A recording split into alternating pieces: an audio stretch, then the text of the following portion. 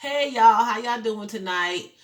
I just wanted to come on here and touch bases with you all. This is day 7 of my lockdown, layoff, official 7th day. We have a stay at home order that we have to be in the house by 5 o'clock. And I'm sitting here doing my video talking to you all, and I hear those suckers outside, and it's probably about 10 o'clock or 10:30. They are not listening. And that's why we are still stuck in this mess, because nobody won't comply and do what they are asked to do. If they would just do what they are asked to do, then maybe we can get past this and we can just go back to our lives. You know what I'm saying? They even saying that United States have, excuse me, y'all, United States has more cases than China. Now, how was that even possible when it started in China? I'm just not even understanding how we could have more cases than China. You know? And then these suckers are standing outside. I can hear them outside, just making noise outside. And we supposed to be in the house by 5 o'clock and not go outside. I don't know why, because to me it don't make sense. Why the virus don't know, it don't have no concept of time. So to me, if you can go out, stay out till 5 o'clock p.m., you can still get the roll. So I don't understand why coming in the house at 5 o'clock p.m. would stop the co-roll, but people should still go inside. They outside. I'm listening to them. I'm sitting up here. Let me get ready to go make my video and talk to my people, and I can hear these suckers outside making noise when they should be in the house. And it's a social gathering. It's not, I mean, they like outside, just like hanging out, and they right in each other's faces.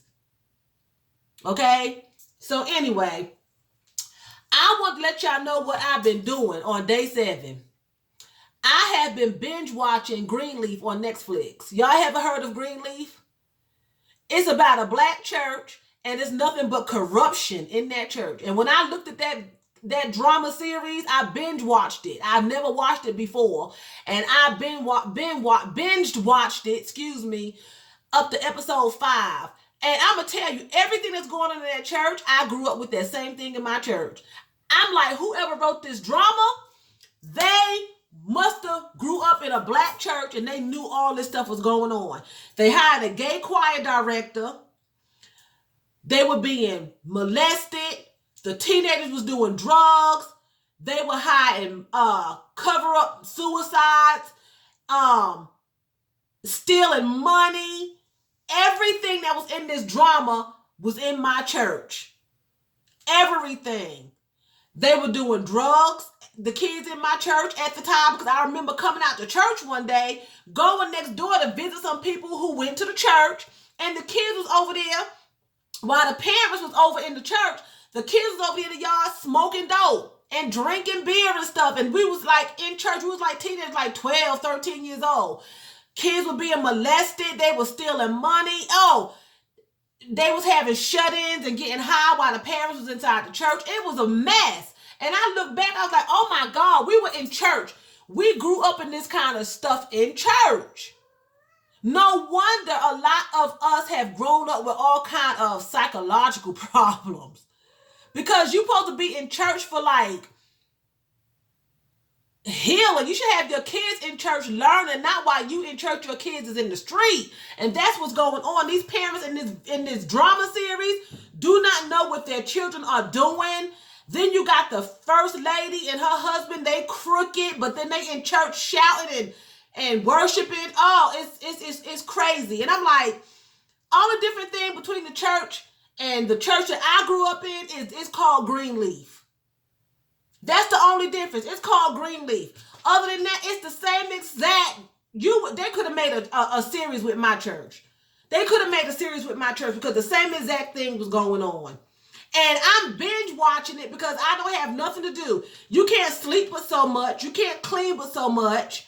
You know what I'm saying? Who gonna ride up and down the street wasting gas? I'm not going into no store unless I have to. So I'm binge watching it. And it's like getting my gossip in that I would normally get in at work about stuff. I'm getting gossip in just watching this because it's like I know something that they doing that the person's parents on the show don't know they doing. But I know you doing it. Brooklyn know you getting high at church outside, but your mama don't know it. It's crazy. It's a good movie. Greenleaf is a good movie. And they got another one called Saints and Sinners, and they are actually murdering people. Now, the first lady is like killing up folk. But now, the church I grew up in, we had some mysterious deaths. We had some mysterious deaths. We did. I'm not going to say they were suicidal, because in Greenleaf, a girl killed herself because she was being molested. But I know we had some molestations in our church. I'm bringing this up to say that these drama series are based on true life. They are based on real life. Like this Kororo, it's based on real life. They already made a movie with Matt Damon in it about a pandemic. During the time that the pandemic was out and we didn't know about it. I don't think it showed up in the movie theaters yet, but the trailer has been on YouTube. They have already made a movie about a pandemic. Now, from my understanding, the Roro been out since November. Okay? I think Matt Damon made his movie during the time that, like January or something, if I'm not mistaken. Don't quote me. So, people be knowing these things. You know what I'm saying? And how would he know to make a movie? How would they know to make a movie about a pandemic and we already in a pandemic and didn't even know we was in a pandemic? It hadn't actually affected the whole world yet, but it was a pandemic movie. So this church making these dramas like that, somebody had to go to a church that knew about stuff like that. Cause I was living that. I'm bringing this up because it's crazy. I actually went to a church in my childhood that had everything on this Greenleaf. It had the same exact stuff in it. The same exact stuff. And that's kind of frightening to know that you go to church to worship and church should be a safe haven, and it's not a safe haven because the pastors and the adults are not protecting the children. They're smoking, they're getting high. They were on there snorting Ritalin,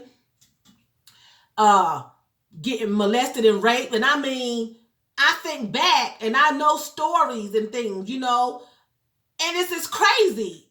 Sometimes it makes you wonder, why go to church? That's why church is in here.